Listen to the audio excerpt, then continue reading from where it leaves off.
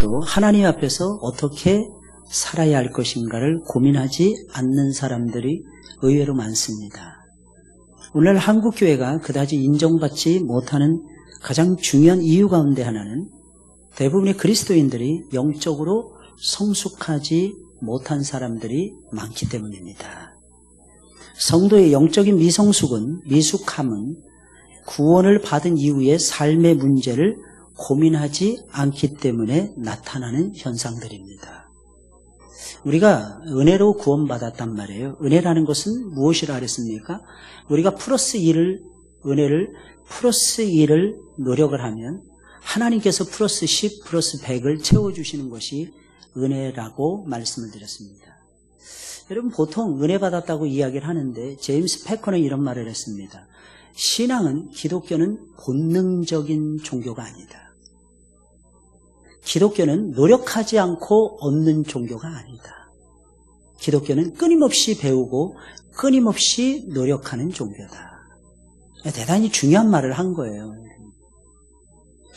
우리 아이들의 모습을 바라볼 때 성장하는 아이들이 있고 성장 못하는 아이들이 있어요.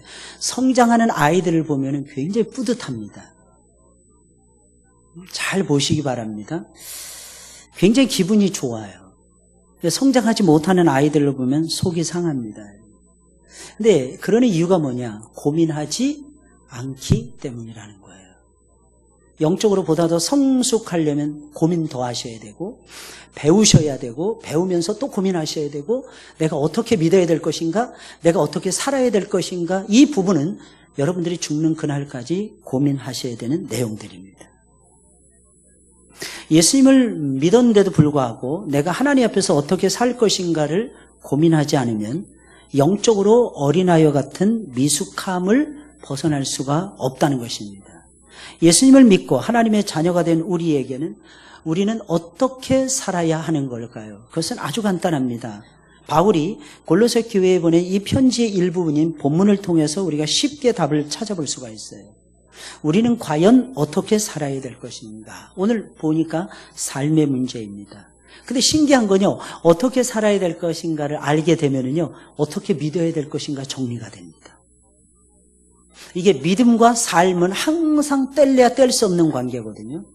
그래서 믿느냐, 어떻게 믿느냐, 어떻게 사느냐, 이게 결정이 되고요. 어떻게 사느냐 하는 모습을 보게 되면 어떻게 믿어야 되는지 답을 찾을 수가 있어요. 아무쪼록 여러분들 고민하면서 살아가셨으면 좋겠습니다. 그냥 될 대로 되라는 식으로 살지 말고요. 나는 아무 생각 없이 그냥 몸뚱아리만 움직이면서 살고 싶어요. 그러지 마시고요, 여러분들. 요즘 노인분들 가운데 체조가 유행한다. 체조. 아세요? 노인들 체조. 건강 체조 이게 있답니다. 근데 약간 춤도 추고 막 이러는데 요즘에 한 가지를 덧붙인답니다. 옛날에 그냥 움직이기만 했대요. 몸을 움직여야 건강하신다고. 요즘은 안 그래요. 중간에 게임을 집어넣어요. 무슨 뜻이겠습니까? 머리를 쓰게 하는 거예요. 머리를 쓰게 한 다음에 운동을 하고 머리 쓰게 하고 머리 쓰게 하고 운동하고. 요즘 축구가 이제 곧 시작이 되어지잖아요. 축구가 월드컵이. 근데 저는 안정환 해설위원이 해설할 때가 참 재밌습니다. 안정환이 이렇게 해설하더라고요. 최근에 보니까 저렇게 뛰면 안 돼. 저렇게 뛰면 골을 못 넣습니다. 그런 최고의 공격수였잖아요, 여러분. 한국이 낳은 최고의 테크니션 중에 한 사람이 안정환 선수였어요. 머리띠 이렇게 처음엔 두르고 막 이쁘장하게 생겨가지고 아주대학교 나왔는데 이쁘장하게 생겨가지고 그래서 대우 로얄스인가 어디 들어갔는데 별로 그렇게 유명하지 않았어요. 근데 어느 날 유명해지기 시작을 했습니다. 그 유명세는 어디서 났냐면 최고의 테크니션이 기술 축구를 한다는 거예요. 발재간이 탁월했어요. 우리나라 선수 11명 딱 세워놔도 제대로 된 정예 멤버를 딱 세워놔도 발로 세계사 축구 선수들을 상대할 수 있는 사람들이 별로 없어요. 몇 사람 손에 꼽았어요. 여러분. 그 중에 한 사람이 여러분 바로 안정환이라는 선수였어요. 그게 26살 때 월드컵이 열렸잖아요. 2002년도에.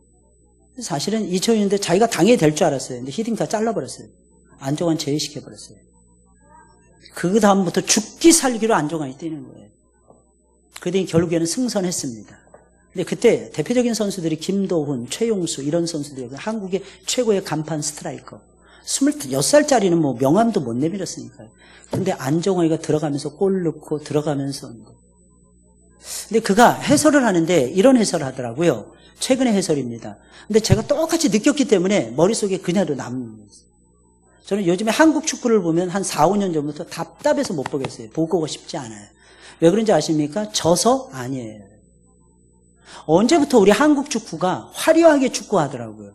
멋을 내더라고요. 개멋이 잔뜩 들어가지고 만들어가지고 축구하고 올 찬스가 나면 무조건 질러야 돼요. 우리는 수준이 세계 유럽 선수들이나 남미 선수들을 만나면 실력이 안 돼요. 그럼 우리가 어떻게 이겼을까? 어떻게 폴란드를 2대0으로 이겼을까요? 월드컵에서. 간단합니다. 우리만의 축구를 했기 때문입니다. 우리만의 축구가 도대체 뭐예요? 우리 색깔을 그대로 드러내면서 기회가 주어지면 그냥 바로 골을 차는 거예요. 근데 요즘 볼을 안 차요. 근데 볼리비아하고 평가전을 하는데 마지막 오픈 평가전이었어요. 하는데 안정환이가 답답한 거예요. 저렇게 축구하면 안 됩니다. 저렇게 축구하면 골 못 넣습니다. 안정환이 계속 그러는 거예요. 너무 만들어서 하려고 이쁘게 축구하려고 합니다. 그런 거 있잖아요. 제가 한국에 와서 전화를 받는데 무슨 말인지 못 알아들었어요. 왜 못 알아들은지 아십니까? 한국인데 한국 사람이 말을 하는데 제가 못 알아들었다니까요. 여기는 무슨 보험인데요 그러면서 얘기하는데 말을 다 이쁘게만 얘기하는 거야. 그래서 제가 계속 그랬어요. 뭐라고요? 자, 다시 설명해 주세요. 뭐라고요? 어디라고요? 아, 다시 설명해 주세요. 어디라고요? 한 보니까 그게 아재들 그게 나온다. 아재들이 못 알아듣고 또 물어본대요. 근데 못 알아듣게 말을 해요. 저기요, 잠깐만요. 이쁘게만 말하지 마시고 내가 알아듣게 말하세요, 아가씨. 아줌마인지 잘 모르겠지만. 내가 알아듣게 말을 하세요. 알아듣게. 이게 굉장히 중요합니다. 이쁘게만 말하려고. 요즘 애들 다 이쁘게만 말하려고 해요. 몽아리 하는 것 같아요. 저기요, 무슨 말인지 몰라. 방언보다 더 어려워. 제가 처음에 왔을 때 정말 놀랐어요. 근데 안정환 해설위원이 딱 집어서 얘기를 하는 거예요. 이쁘게 축구합니다. 이쁘게 축구하면 한국은 골 못 넣습니다. 한국은 전통적인 방법, 양 윙백을 살리고 계속 안으로 밀어 넣어야 됩니다. 그리고 차야 됩니다. 기어갔을 때는 욕심을 부려야 됩니다. 그래야 골을 넣습니다. 이게 안정환의 해설이에요. 너무 재밌더라고요. 속이 다 시원하더라고요. 아, 우리가 지금 이길 수 있을까요? 우리 16강에 못 갑니다. 이 성적 가지고, 이 실력 가지고는. 우리 어차피 최약체잖아요. 우리 최약체예요. 우리 뭐 독일, 멕시코 뭐 이런 나라들하고 붙어요. 조별 예선에서. 역대 별로 이겨보지 못했던 팀들하고 우리가 또 만납니다. 그럼 이길 수 있는 방법은 뭘까요? 그냥 차면 되는 거예요. 방법이 없어요. 그러니까 안정환이 이렇게 얘기를 하더라고요. 어차피 우리가 최약체입니다. 이미 드러났습니다. 나 같으면 이렇게 하겠습니다. 나 같으면 어차피 우리가 진다고 결론이 딱 나 있는데 기왕이 질 것 같으면 우리 스타일대로 축구하다가 져야죠. 여러분 마찬가지입니다. 여러분 신앙생활도 마찬가지예요. 너무 이쁘게만 신앙생활 하려고 하지 마세요. 죄송합니다. 이쁘지도 않으면서 이쁘게 하려고. 이게 됩니까 이게? 아무것도 안 먹히는 거예요 여러분들. 하나님께 먹히려면 열정이 있어야 돼요. 하나님이 손들어 주셔야 이길 거 아니겠습니까? 왜 삶의 변화가 나타나지 않는 것입니까? 아주 간단해요. 나는 내가 이쁜 거야. 하나님 보셨을 때는 안 이쁘다라는 거예요. 그럼 도대체 어떻게 해야 되는 거예요? 그 답을 찾아야 돼요. 하나님은 예수님을 주로 받아들인 사람들에게 어떻게 살라고 말씀하십니까? 먼저 하나님은 그리스도 예수 안에서 행하라고 말씀하십니다. 한번 따라서 해볼게요. 예수님 안에서 행하자. 이게 신앙이라는 거예요. 신앙 굉장히 쉽죠. 예수님 안에서 행하는 거예요. 예수님 밖에서 행하는 거는 가짜라는 얘기예요. 그리스도 예수 안에서 행하라는 말씀 바로 앞에는 이런 말씀이 있어요. 그러므로 너희가 그리스도 예수를 주로 받았으니. 그리스도 예수를 주로 받았다는 것이 그리스도 예수 안에서 행하는 것으로 이어지고 있는 거예요. 쉽게 말하면 이거예요. 예수님 안에서 행한다는 것은 예수님 안에서 사는 것을 얘기하는 거예요. 예수님 안에서 살아간다는 것은 첫째, 예수님과 관계를 맺는 것을 얘기하는 것이고 두 번째, 예수님이 원하시는 삶을 산다는 것입니다. 여러분 그렇게 살고 있습니까? 예수님 안에서 살아가야 돼요. 예수님 밖에서는 안 됩니다. 두 번째로 하나님 뭐라고 말씀하십니까? 어떤 삶을 살라고 말씀하십니까? 예수님 안에 뿌리를 박으며 세움을 받으라. 뿌리를 박으며 세움을 받으라는 거예요. 예수님 안에 머물러만 있으면 안 돼요. 여러분, 예수님 안에만 있는다고 해서 되는 게 아니에요. 뿌리를 내려야 돼요. 뿌리가 깊을수록 바람을, 새파를 이겨낼 수가 있어요. 뿌리가 얕으면 새파를 못 이깁니다. 그 안에서라는 말은 그는 예수님을 얘기하는 거예요. 예수님 안에서. 뭐 하라는 거예요? 7절입니다. 뿌리를 내리고 굳게 세워지라는 거예요. 식물이 열매를 맺으려면 어떻게 해야 돼요? 뿌리를 내려야 돼요. 뿌리 안 내리면 될까요? 여러분, 요즘 보니까 베란다 이런 데다가 작물을 키우고 막 뭐 상추니 뭐니 재배하는 재배법이 나오더라고. 그걸 연구해가지고 한 달이면 수천만 원씩 돈 버는 사람도 있더라고요. 그것만 하더라고. 약간 수경 재배 이런 거예요. 물에다가. 그럼 여러분 물어보겠습니다. 수경 재배한다고 해서 뿌리가 안 내리면 열매가 맺을 수 있을까요? 없어요. 없어. 그렇게 될 수가 없어요. 여러분, 절대로 식물이 열매를 맺으려면 무조건 뿌리가 박혀져야 돼요. 여러분, 마찬가지예요. 여러분들이 예수님 안에서 열매 맺는 삶을 살길 원하잖아요. 아름다운 열매, 선한 열매, 좋은 열매, 삶의 열매, 인격의 열매 맺는 방법이 있어요. 뿌리를 내려야 돼요. 뿌리를 못 내리면 이렇게 저렇게 휩쓸려요. 휘 하면 그냥 없어져.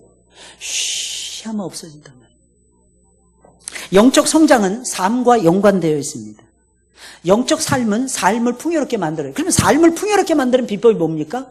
예수님 안에 뿌리를 확실하게 내리고 그 안에서 여러분들이 세움을 받으셔야 돼요. 세움을 받지 못하면 쓰러져 버립니다. 예수님 안에 깊이 뿌리를 내리고 예수님이 주시는 영양분을 공급받으면서 우리의 삶이 영적으로 성장하고 성숙해 가야 하는 것입니다. 세 번째로 어떻게 살라고 얘기하고 있습니까? 예수님을 주로 받았다면 첫째, 예수님 안에 있어요. 두 번째, 예수님 안에 뿌리를 받고 세워지라는 것이고, 세 번째, 이게 굉장히 중요해요. 교훈을 받은 대로 믿음 위에 굳게 서야 됩니다. 이게 7절에 있는 내용이에요. 교훈을 받았잖아요. 교훈이 뭘까요? 여러분들은 교훈을 받으셔야 돼요. 교훈 어디서 받을까요? 그렇습니다. 말씀에서 받아요. 자, 교훈은 어디서 받습니까? 말씀에서 받아요. 말씀. 다른 데서 받을 수 있을까요? 교훈을? 못 받아요. 교훈이 뭘까요? 우리의 삶의 지표를 얘기하는 거예요. 우리의 삶의 지표는 어디서 옵니까? 신앙과 삶의 지표는 어디서 올까요? 하나님의 말씀에서 와요. 그럼 말씀은 여러분 두 가지 차원에서 여러분들이 교훈을 받으시고 배우셔야 됩니다. 첫째는 교회적으로는 설교입니다. 교회적으로, 개인적으로, 양쪽으로 나눠지는데, 첫째, 교회적으로는 설교나 성경 공부 혹은 각종 제자 훈련을 통해서 교훈을 받게 됩니다. 근데 이게 반드시 계속돼야 돼요. 여러분 계속 배우셔야 돼요. 어떤 그룹이라도 성경 공부 모임이 있잖아요. 여러분 열심을 내셔야 돼요. 예배 끝나면 이제 오후 예배 끝나면 이제 모든 정리를 다 하십니다. 그리고 6시부터 바이블키 성경대학이 시작이 되죠. 바이블키 성경대학 하시는 분들이 하시는 말씀이 뭔지 아십니까? 목사님 너무 힘들어요. 죽겠어요. 하루에 1시간 이상씩 꼭 성경을 들여다보면서 책상 공부하듯이 책상머리에 앉아 있어야 됩니다. 뭐 하시냐니까, 언제 하시냐니까 밥 먹고 나서 대부분 하신대요. 저녁밥 드시고 나서 의뢰의 책상, TV를 켜는 게 아니라 의뢰의 책상을 딱 펴놓고 그 성경 답을 찾기 위해서. 왜냐면 그러지 않으면 못 따라가요. 근데 이구동성으로 고백하는 것이 있어요. 목사님 진짜 좋아요. 이거 안 했으면 어떻게 하는지 모르겠어요. 지금 한 6개월 가까이 진행되고 있는데 맨날 성경 읽어야 돼요. 어제도 성경, 오늘도 성경. 그러니까 목사님 제가 좀 살아나는 것 같지 않습니까? 진짜 살아나요. 조금 있으면 이제 교사들도 6월 마지막 주부터 이제 차곡차곡 이제 교사들도 이제 훈련을 좀 더 체계 있게 하려고 애를 쓰고 있습니다. 배우셔야 돼요. 배우지 않고 교사 노릇 못합니다. 지난주에 여러분 성경학교 강습회가 있었습니다. 청소년 교사들 강습회가 있었어요. 여러분 그 참석의 비례해서 여름의 열매가 달라져요. 저는 확신합니다. 어제도 우리 전사님들한테 제가 지시를 내리면서 그런 말을 했어요. 자체 강습회의 승부를 제대로 걸으세요. 전체 강습회, 교단에서 하는 강습회 제대로 못했으니까. 만약 이거 못하면 여름에 그냥 꽝입니다. 왠지 아십니까? 배워야 사람 됩니다. 한번 따라서 해볼까요? 배워야 사람 된다. 특히 여러분 하나님에 대해서 배우는 건 너무 소중하지 않나요? 세상에서 배워봤자 얼마나 배웁니까? 여러분 다 곧 쓰러져서 없어질 지식 배우는 거예요. 저 어렸을 때 이렇게 저는 아직도 독수리 타법을 해요. 이게 막 타이핑 칠 때 독수리 타법을 써요. 그게 군대 가서 86년도에 배운 거예요. 제대로 배우지 않았으면, 제대로 배웠으면 독수리 타법 안 됐을 거야. 근데 처음에 잘못 배운 거야. 타이핑 치고 그 타자기 있죠. 드르륵 걸어서 공문서 작성하고, 제가 행정병이었고 교육병이었으니까 그거 다 만들었어요. 근데 어느 날 보니까 컴퓨터 있더라고. 그때 배웠으면 괜찮은데 컴퓨터 학원을 좀 다니긴 했어요. 근데 배우다가 독수리 타법이 또 익숙한 거야. 독수리를 또 가는 거예요. 맨날 좋은 거 배우는데 사실은 쓸모없는 것들도 진짜 많고요. 근데 독수리 타법만 해도 충분해요. 어떤 때는 보면. 제가 우리 딸들이 간혹 가다 그래요. 아빠 진짜 어떻게 이렇게 빨리 쳐? 막 그래요. 우리 아이들이 10손가락으로 치는 것보다 제가 더 빠를 때가 있으니까요. 근데 여러분 항상 기억하셔야 됩니다. 계속 새롭게 배워야 돼요. 계속. 근데 무엇보다도 여러분 하나님에 대해서 새로워지셔야 됩니다. 여러분들이 10년 전에 배운 지식 가지고 지금도 똑같이 써먹는다면 여러분들은 퇴보하고 있는 거예요. 제가 여러분들 설교를 하는데 이 설교문이 착각하시면 안 됩니다. 제가 10년 전에, 20년 전에도 이 본문 가지고 설교했는데 똑같은 내용이라면 저는 사표 써야 돼요. 이게 달라요. 차원이 달라요. 연구하고 또 공부하고요. 책 보고 또 책 보고 계속 책을 봐요. 지난 한 주간 동안도 몇 권의 책을 읽었는지 몰라요, 제가. 그리고 기도하는 시간, 성경 읽는 시간, 항상 하나님 앞에서 제가 찾아내고요. 그러면서 신방하고 뛰어다니면서 거의 11시 넘어서야 겨우 잠들고, 새벽에 겨우 일어나서 4시에 일어나서 또 새벽 예배 드리고요. 요즘 최근 들어서는 새벽 예배 끝나고도 아침밥 먹고 너무 배가 고파요. 허기지기 때문에. 다시 밥을 먹습니다. 밥을 먹고 난 다음에 바로 전에는 잤어요. 너무 지쳐서. 요즘엔 다시 안 자는 훈련을 합니다. 운동부터 먼저예요.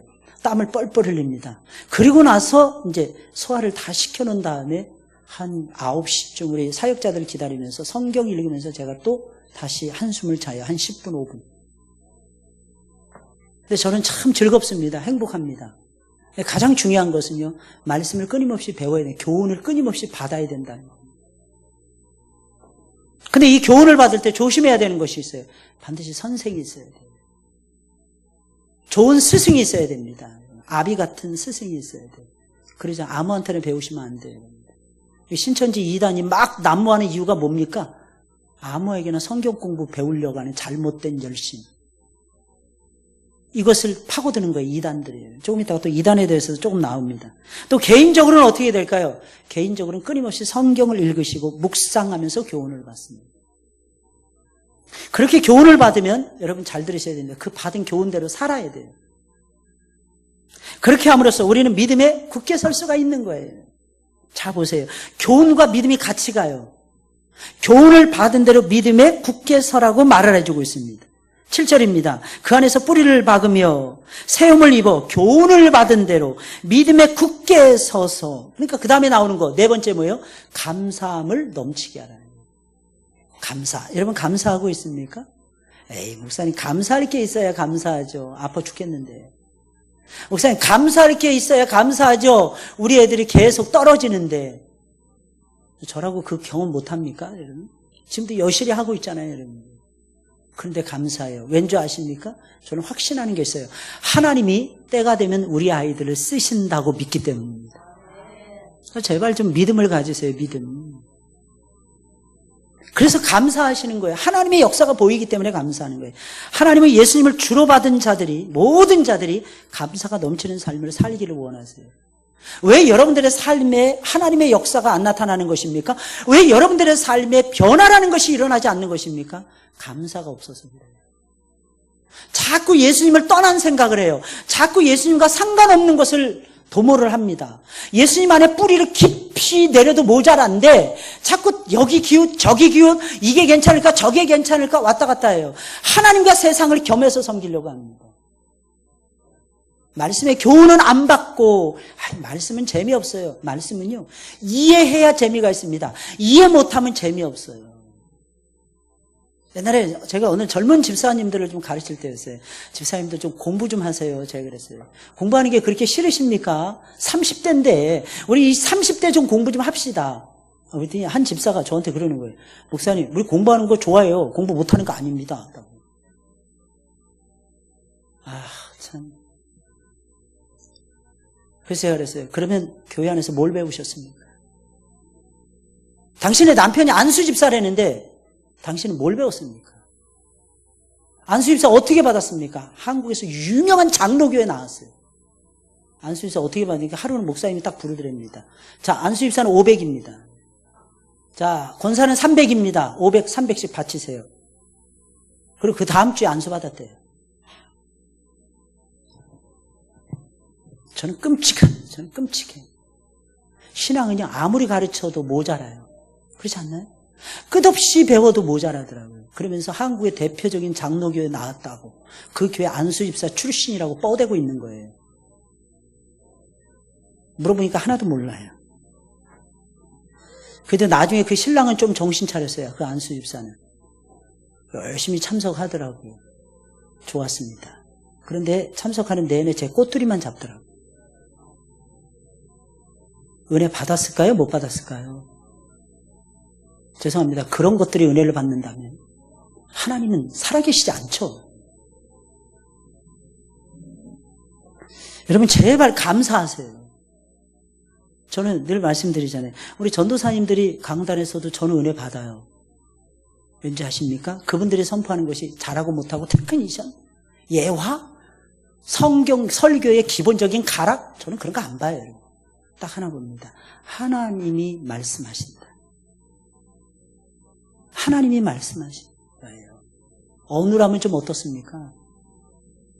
모자라면 어떻습니까? 말을 더듬으면 어떻습니까? 그 입에서 하나님의 말씀이 나온다면 감사하셔야죠. 감사가 나오더라고요, 저는. 설교는요, 말로 하는 거 아니에요. 입으로 하는 거 아니에요.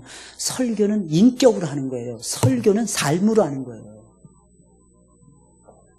지금까지 네 가지 측면에서 예수님을 주로 받아들인 사람이 살아야 하는 삶의 모습에 대해서 살펴봤습니다. 종합하면 이것입니다. 변화되어야 한다는 거예요. 그리스도인이 되었다면, 예수님을 주로 받았다면 예수님 안에 뿌리를 확실하게 내리고 교훈을 받고 감사하면서 변화받으라는 거예요.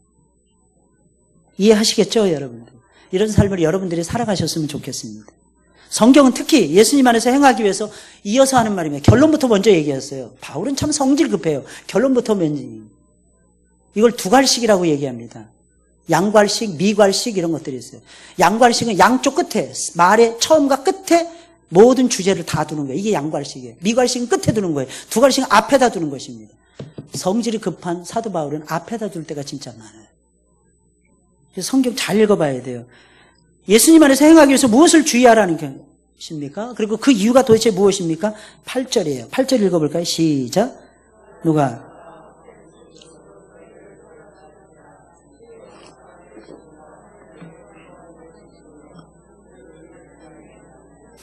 아주 단도직입적으로 얘기하고 있어요.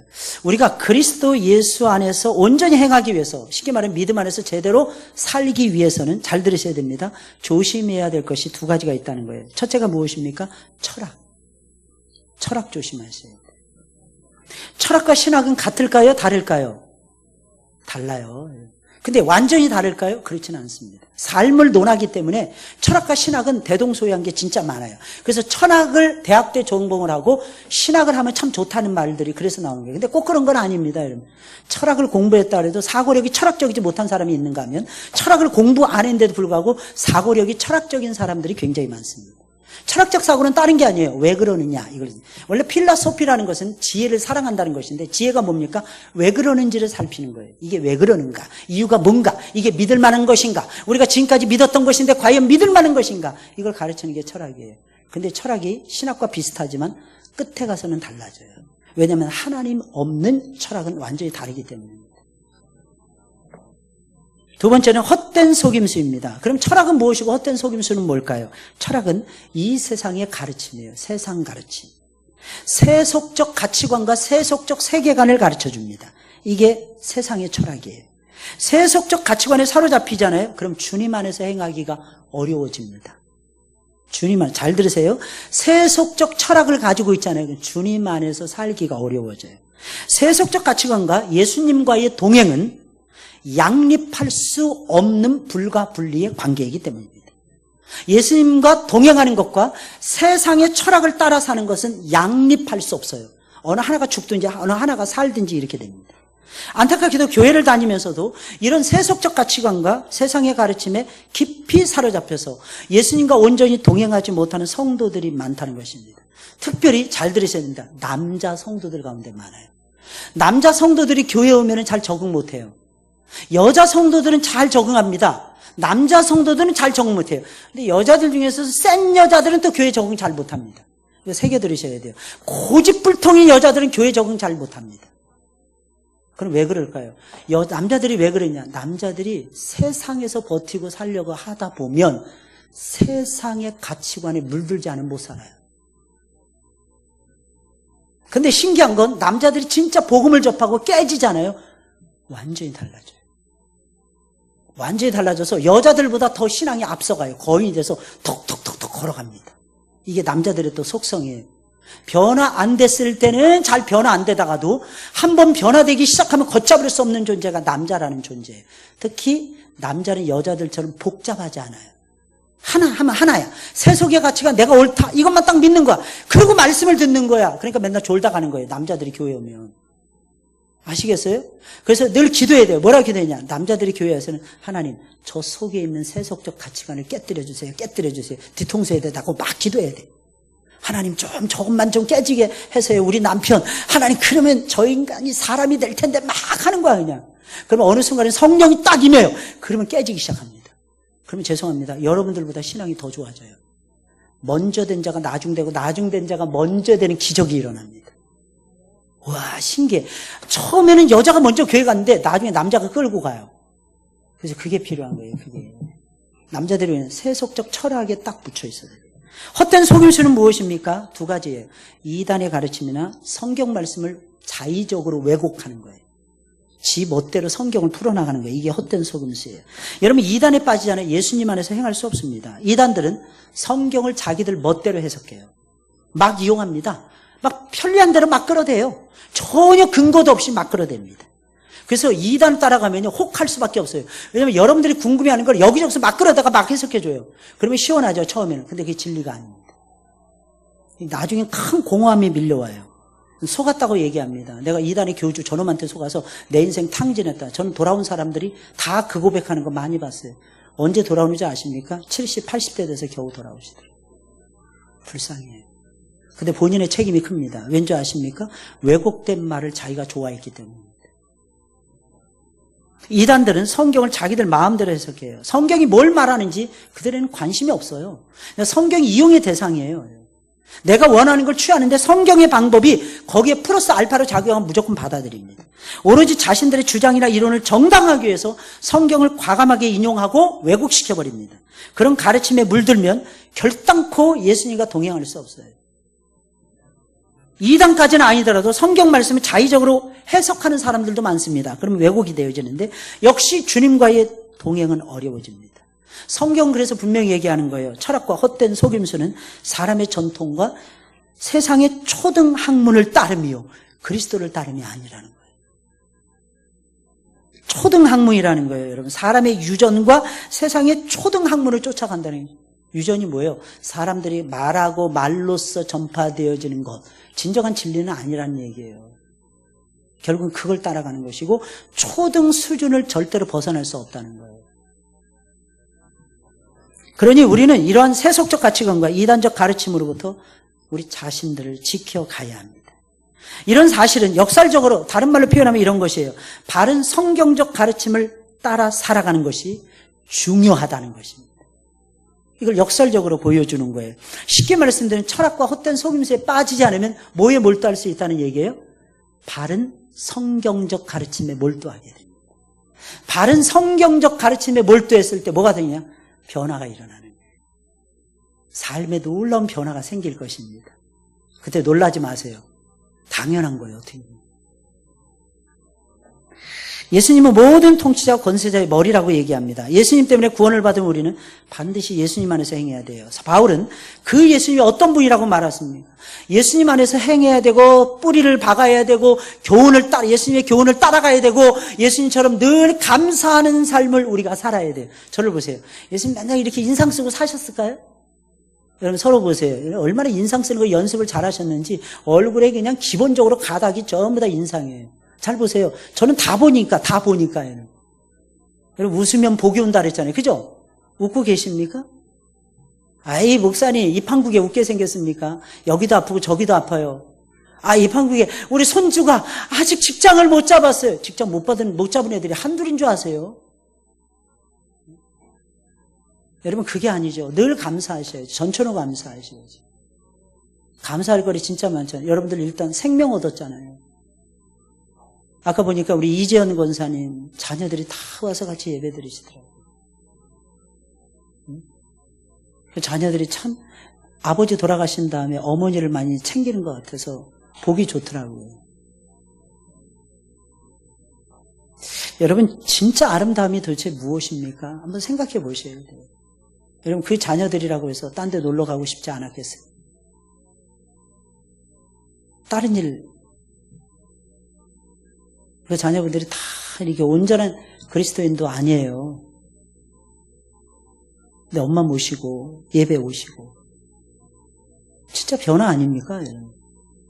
그럼 변화가 어디서 오는 거예요? 하나님의 말씀에서 오는 거예요. 하나하나 한번 따져보세요, 여러분들. 게다가 그 말씀을 주시는 예수님이 누구이기에 그분의 말씀을 따라가야 되고 그분 안에서 행해야 될까요? 9절 10절입니다. 그 안에는 신성의 모든 충만이 육체로 거하시고, 신성의 모든 충만이라는 건 잘 들으셔야 돼요. 완전하신 그분의 영광을 얘기하는 거예요. 그분의 영광이 완전하다는데 그 완전한 영광이 예수님 안에 나타났다는 거예요. 너희도 그 안에서 충만하여졌으니, 이 말은 너희도 완전해졌다는 거예요. 그는 모든 통치자와 권세의 머리시라. 왜 예수님을 따라가야 되는 것입니까? 예수님이 머리가 되시고 주인이 되시기 때문이에요. 이 땅에 오실 때 사람의 몸을 입고 이 세상에 태어나셨어요. 그분은 신성으로 그러나 충만하신 참 하나님이었어요. 사실 이 말이 오늘날에는 예수님이 하나님이시라는 걸 다 아니까 이 말하기가 쉬운데, 이때 당시에는 예수님의 인성은 믿었는데 신성은 좀처럼 믿지 못하는 시대였어요. 근데 바울은 과감하게 진리잖아요. 예수님은 하나님이셨다고. 그의 작은 몸뚱아리 안에 하나님의 모든 신성한 계획과 신성한 능력과 지혜가 다 들어있었다는 거예요. 그걸 믿으세요. 여러분들 믿으십니까? 믿는다면 여러분들의 삶에서 벌어지는 모든 일들이 그분의 손에서 이루어짐을 믿으십니까? 정말 믿으셔야 돼요. 좀 안 된다고 해서 낙심하지 마시고, 좀 잘 된다고 해서 역시 나는 똑똑해 잘났어 어깨에 힘주지 마시고, 여러분들 제발 겸손해지시고 우리 정말 겸손해야 돼요. 그리고 또 세상 사람들 앞에서 우리 안에 예수님이 계시니까 좀 당당해지세요. 돈 없으면 어떻습니까? 몸이 좀 아프면 어떻습니까? 세상 사람들처럼 우리 자녀들이 빛과 번쩍한 좋은 직장에 안 다니면 어떻습니까? 그게 뭐 이렇게 대단하다고요, 여러분들. 진짜 대단한 건 예수님이 대단하신 거예요, 예수님. 그러나 물론 이룰 수 있으면 이루는 게 좋습니다. 내 개인을 통해서는 그게 만족하죠. 그러나 여러분 공동체를 생각하면 이루어야 됩니다. 저는 우리 아이들이 최대한 좋은 직장에 들어가도록 기도해 줍니다. 저는 우리 아이들이 최대한 성공하도록 기도해 줍니다. 이유가 무엇인지 아십니까? 공동체인 우리 하늘문교회를 빛내라고. 다른 거 없어요. 착각하지 마세요. 제가 간혹가다 애들한테 그런 말을 합니다. 야, 니들 돈 많이 벌어서 목사님 용돈 달라. 제 말이 그렇죠, 여러분. 내가 추잡스럽게 애들 주는 코 올린 용돈 받겠습니까, 여러분? 제 중심이 여러분들, 우리 아이들이 그 정도로 성숙했으면 하는 바람이에요. 바람이에요. 아주 오래전에, 한 10년 전이었어요. 어느 선배 목사님이 제가 사역하는 교회를 방문하셨어요. 저한테 거금의 헌금을 딱 내려놓으시더라고요. 목사님, 이거는 임 목사님이 알아서 써주세요. 그래서 딱 내려놓으시더라고요. 아, 목사님, 웬 돈이에요? 목사, 나 자랑하고 싶어, 이 돈. 뭔데요? 이거 말이야, 내가 호주 거쳐왔잖아. 호주 시드니에 우리 교회 출신 아이들, 청년들 둘이서 워킹 홀리데이 비대하러 왔는데 지금 열심히 일하는데 애들이 돈 많이 벌었다고 나 용돈 줬어. 받아오신 건데 목사님 쓰셔야죠. 왜 저한테 내려놓으세요? 나는 또 가면 또 있어. 당신 써. 당신 교회를 위해서 써. 고스란히 적어서, 너무 눈물이 헝금이라 고스란히 적어서 우리 교회에 올렸어요. 우리 재정을 보시는 우리 집사님들이 깜짝 놀라는 거예요. 워킹 홀리데이라면요 거의 거지처럼 생활합니다. 돈 없이 가는 비자가 워킹 홀리데이 비자예요. 가서 아르바이트 해가지고 돈 벌어서 공부하는 게 워킹 홀리데이예요. 일주일에 20시간 이상은 절대로 공부 못합니다. 워킹 홀리데이 비자를 가지고. 그래서 공부하면서 15시간씩 공부하고 영어 배우면서 나머지 시간에 알바 뛰어가지고 돈 모아서 담임 목사님 오셨다고 그거 목사님 용돈 드린다고 내려놓은 거예요. 저는 확신합니다. 그런 놈들은 잘 돼요. 부모도 몰라보는 애들은 싹이에요. 싹이 보이지 않아요.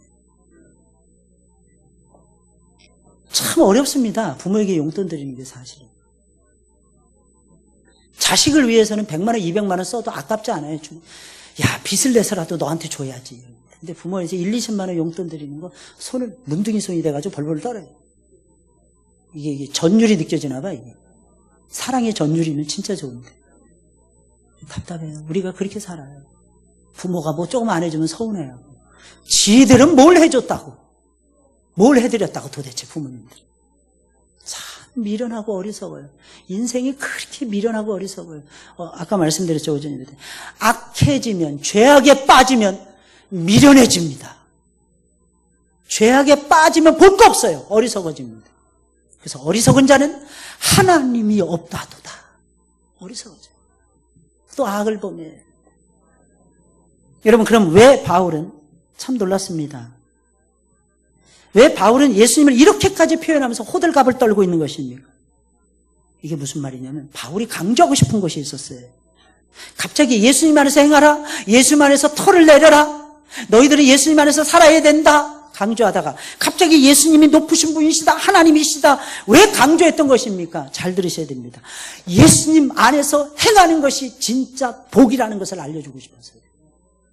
무엇이 복이라고요? 예수님 안에서 행하는 것이 복이더라고요.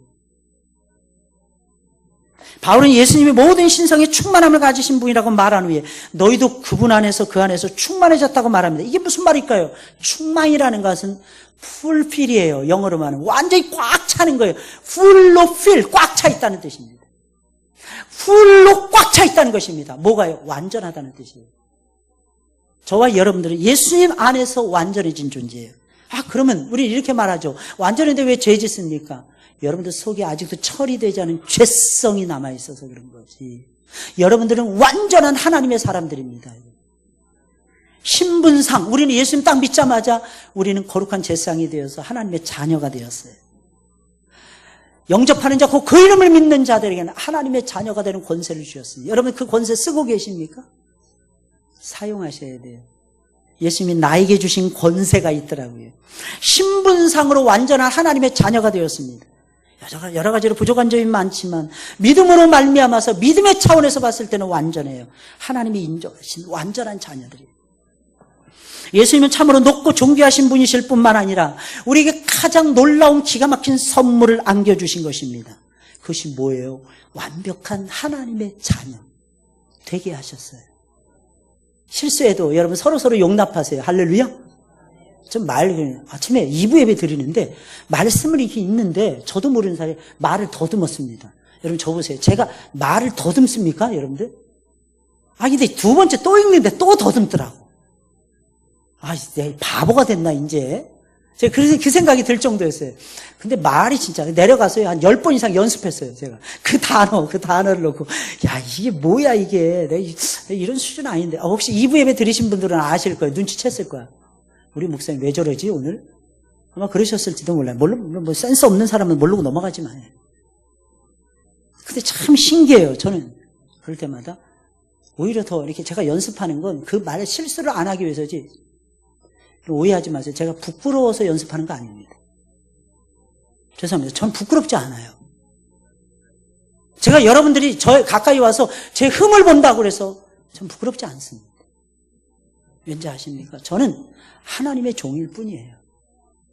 제가 뭐라고? 제가 무슨 완벽한 사람도 아닌데 내 실수가 노출된다고 해서 여러분들이 저의 흠을 잡겠습니까? 물론 이상한 것들은 잡겠지만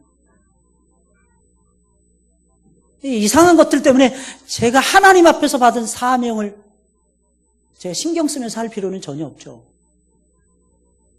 근데 그것은요, 하나님이 저에게 주신 영적 선물 때문입니다. 여러분들도 마찬가지예요. 서로 실수한 거 뒤통수가 말하고 나서 뒤통수가 뜨겁습니까? 그냥 던지세요. 하나님 나 몰라요. 나 선한 마음으로 시작했는데 내가 또 실수했나 봐요. 하나님. 갑자기 사투리가 나오니까 생각이 나네. 어떤 노모께서 늦게 예수님을 믿었답니다. 세례받을 때가 되었답니다. 세례받을 때 딸이 먼저 믿으니까 딸이 엄마에게 물어봤더니 엄마, 목사님이 묻는 말에 한마디만 잘해. 그러면 세례받을 수 있어. 예수님이 누구의 죄 때문에 돌아가셨습니까? 물어보거들랑 엄마, 내 죄 때문에 돌아가셨습니다. 라고 말씀하시란께요? 그래서 물어봤더니 목사님 실제로 그걸 물어보시더래요. 요것만 잘 대답하면 저기요 어머니 세례 드릴게요. 그랬더니 예수님이 누구의 죄 때문에 돌아가셨습니까? 우리 딸의 죄 때문에 돌아가셨습니다. 무슨 말인지 모르는 사람은 웃지도 못하는데 딸이 그렇게 가르쳐줬잖아요. 누구 죄 때문에 돌아가셨다 그랬어요? 내 죄 때문에 돌아가셨다 그래. 내 죄 때문에. 그러니까 그 엄마가 대답하기를 우리 딸 때문에 예수님이 돌아가셨다는 거예요. 딸이 가르쳐준 게 내 죄 때문에 돌아가셨다는 거예요. 그래서 목사님이 한없이 막 웃으셨다는 거예요. 한없이. 아니 왜 그렇게 대답하셨어요? 우리 딸이 그렇게 가르쳐줬어요. 목사님. 우리 딸이 나한테 가르쳐주길 내 죄 때문에 돌아갔다고 대답하라 그래서 우리 딸이 그 말했길래 우리 딸의 죄 때문에 돌아가신 줄 내가 알았죠. 자, 그럼 다시 한번 물어보겠습니다. 어머니 대답 똑바로 하세요. 자, 그러면 예수님이 어머니 때문에 돌아가셨어요? 안 돌아가셨어요. 어머니의 죄 때문에 돌아가신 거예요? 안 돌아가신 거예요. 그럼 다시 물을게요. 예수님은 누구의 죄 때문에 돌아가셨어요? 예, 목사님 제 죄 때문에 돌아가신 겁니다. 그날 이 할머니는 세례 받았을까요? 못 받았을까요? 두말하면 잔소리 받으셨죠. 받았단 게요. 참 얼마나 재밌는지 참 우리가 살면서. 근데 이게 바르게 깨닫는다는 것이 이렇게 필요한 거예요.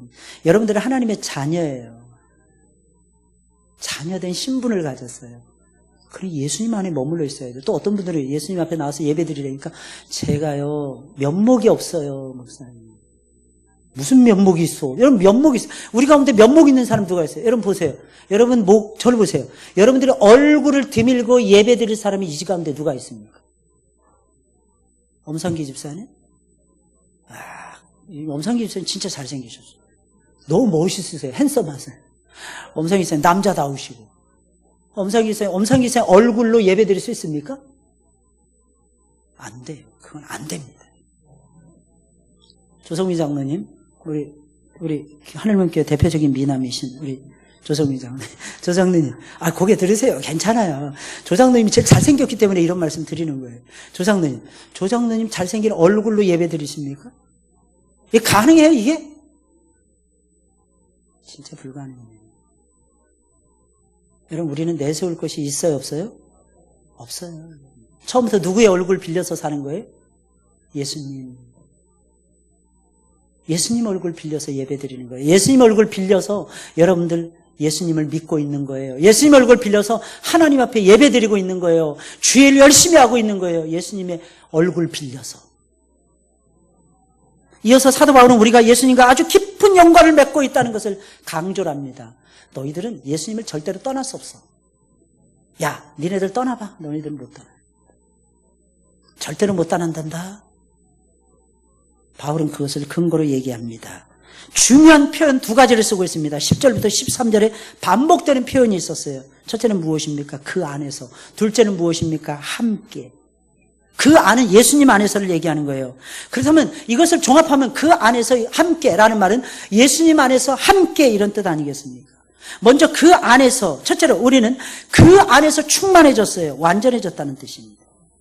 둘째, 우리는 그 안에서 손으로 하지 않은 할례를 받았어요. 영으로 하는 할례를 받아서 육신의 것을 다 벗어던지고 새로워지는 할례를 받았어요. 세 번째, 그 안에서 우리는 함께 일으키심을 받았습니다. 예수님과 함께 장사가 되고 예수님과 함께 일어났어요, 여러분. 이것은 예수님과 깊고도 깊은 연합을 의미하는 거예요. 여러분, 예수님 곁을 떠날 수 있습니까? 떠날 수 있으면 떠나보세요, 여러분들. 그게 가능한가? 어차피 못 떠나요. 그렇다면 예수님 안에 뿌리를 박아야 돼요.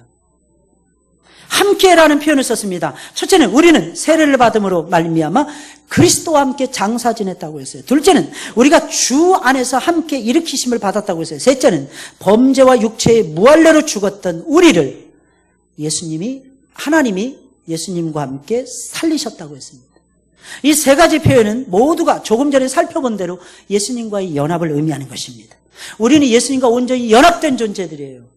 이걸 믿으셔야 돼요. 할렐루야. 예수님과 딱 뗄래야 뗄 수 없는. 우리의 삶이 멋있어지려면 어떻게 될까요? 예수님으로 충만해야 되고 예수님 안에 거해야 돼요. 그리고 예수님과 함께 움직여야 돼요. 예수님과 함께 생각해야 돼요. 예수님과 함께 말해야 돼요. 여러분, 말도요, 내 생각대로 말하면 안 돼요, 여러분들. 예수님의 생각을 따라서 말하셔야 돼요. 그럼 변화가 일어납니다. 그러면서 하나님이 예수님을 믿는 우리를 위해서 행하신 매우 중요한 일 두 가지를 언급해 주고 있습니다. 그것이 무엇입니까? 예수님 안에 확실하게 자리 잡고 있으면 두 가지 역사를 체험하게 돼요. 첫째 무엇입니까? 죄와 율법에서 자유하게 됩니다. 죄와 율법에서 자유하게 돼요. 14절에 있는 말씀이에요. 다 같이 함께 읽어볼까요? 시작. 우리를 거스리고 우리를 대적하는 의문에 쓴 증서를 도말하시고 제하여 버리사 십자가에 못 박으시고. 여러분, 유대인들은 뭘 가지고 있어요? 율법을 가지고 있었어요. 여기서 말하는 우리를 거스리고 불리하게 하는 법조문이라는 것은 율법을 얘기하는 거예요. 이 증서를 도말하셨어요. 여러분, 율법은요 결코 우리를 자유케 할 수 없습니다. 율법은 계속해서 우리의 죄를 지적해줘요. 그래서 율법을 아무리 많이 배워도 자유함을 얻지는 못합니다. 근데 율법이 가르쳐주는 것이 있어요. 두 가지입니다. 내가 죄인이라는 것과 두 번째, 예수 그리스도의 필요성을 가르쳐줘요. 예수님께로 인도해요, 율법이. 그래서 율법을 많이 알게 되면 그리스도의 필요성을 알게 되고 그리스도 안에 들어가게 됩니다. 그리스도 안에서 자유함을 경험하게 돼요. 여러분들이 그렇게 살아가시길 주의 이름으로 축원을 드립니다. 율법의 굴레에서 벗어나세요. 무조건 지키자 이러지 마세요. 성경은 무조건 지킨다고 해서 지켜지지 않습니다. 이렇게 실패했던 족속들이 이스라엘 족속들이었어요. 무조건 지키면 될 줄 알았어요. 안 돼요. 엄격하게 지키면 된다고 생각했어요. 안 됩니다. 오늘날이 율법적으로 주님을 믿는 사람들이 교회 속에서 많아요. 그러면서 사람들을 정죄합니다. 율법적으로 믿는 사람들의 특징은 다른 사람들의 죄만 정죄를 해요. 본인이 쓰러지는 거예요. 남의 죄를 간섭하다가. 여러분, 우리는 은혜 속에서 살아가야 돼요. 우리 은혜로 구원받았잖아요. 할렐루야. 여러분, 참 신기한 게 있어요. 예수님을 믿는 우리를 위해서 하나님이 행하신 큰 일이가 있는데 그것이 무엇입니까? 우리에게 자유함을 준 거예요. 예수 안에서. 그래서 이 자유를 여러분들이 누리면서 살아가셔야 된다네요. 두 번째 무엇입니까? 하나님은 우리를 악한 영적 세력에서 구원해 주셨어요. 구원. 이 구원이라는 게 뭐냐 하면 악한 영적 세력들로부터 벗어나는 것을 얘기하는 거예요. 15절에 있는 말씀이에요. 다 같이 한 목소리로 시작.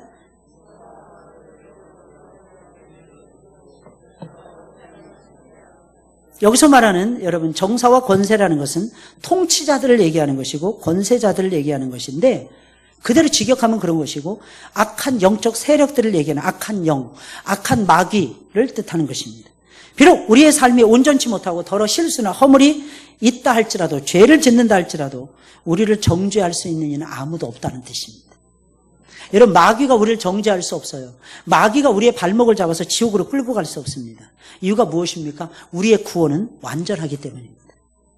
예수님을 믿는 믿음 안에 서 있는 우리의 구원은 완전해요. 이 완전한 구원을 받았는데 여러분 잘 들으셔야 돼요. 그리스도 예수를 주로 받고 이 완전한 구원을 받았는데 예수님 안에서 우리가 행하셔야죠. 예수님 안에서 뿌리를 내리고 예수님 안에서 교훈을 받으시고 예수님 안에서 감사하는 삶을 살아가셔야죠.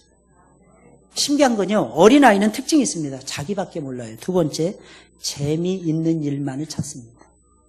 여러분 진짜 재미난 게 뭔지 아십니까? 깨달았을 때 재미가 있어요. 성경 이야기도 여러분 요즘 뭐 이게 이야기식 설교 뭐 이런 것들도 있더라고요.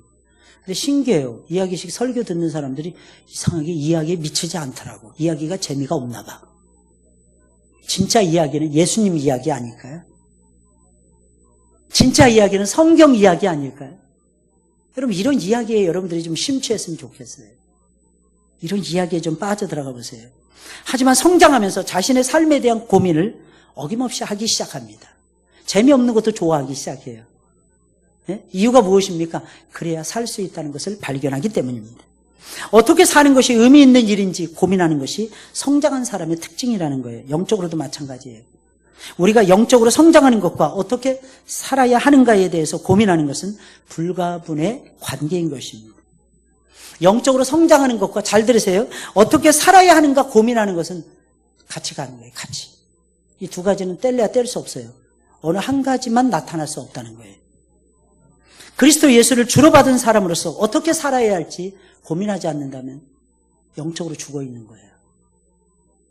로마서 8장에 있는 말씀, 육신의 생각은 사망이요 영의 생각은 생명과 평안이라 했어요. 육신의 생각을 많이 하면 할수록 사망 언저리에 가 있는 거예요. 그런데 여러분 영적인 생각을 해보세요. 생명과 평안을 얻어요. 어디서? 이 땅에서. 저는 여러분들이 그 은혜 속에서 살아가셨으면 좋겠습니다. 한 주간 동안도 여러분 제발 부탁드려요. 여러분들 기도하면서 한 주간 보내세요. 6월은 호국 보훈의 달이잖아요. 나라를 지켜온 우리의 선배들의 모습을 배우는 시간이에요. 여러분 어떻게 해야 될까요? 교회 지키셔야죠. 여러분 어떻게 해야 될까요? 이 나라 지키셔야죠. 저는 여러분들이 선거 투표 다 했으면 좋겠어요. 아이 목사님 내가 찍으려고 하는 사람은 어차피 안 됩니다. 그게 무슨 상관이 있어요? 우리는 나라 민족을 사랑하는 마음으로 투표해야 됩니다. 아시겠어요? 사전 투표하신 분들 손 들어보세요. 놀러 가려고 사전 투표하신 분. 놀러 가요. 놀러 안 가려고 이제 놀러 안 가요. 그냥 하는 말이에요, 여러분들. 요즘 많이 그런다면서요. 20%가 넘어갔더라고 전국에. 자, 여러분 꼭 6월 13일 투표 꼭 하세요. 그리스도인들은 의무를 다해야 돼요. 목사님 내 마음에 드는 당도 없고요. 그건 내 생각이에요. 내 생각대로 살아가면 사망이라니까요. 하나님의 뜻을 따라가세요. 목사님은 어느 당을 지지합니까? 그럼 물어보지 마세요. 근데 개인적으로 오면 제가 가르쳐 드릴게요. 개인적으로 오는 거야 뭐 얼마든지 가르쳐 드릴 수 있죠. 우리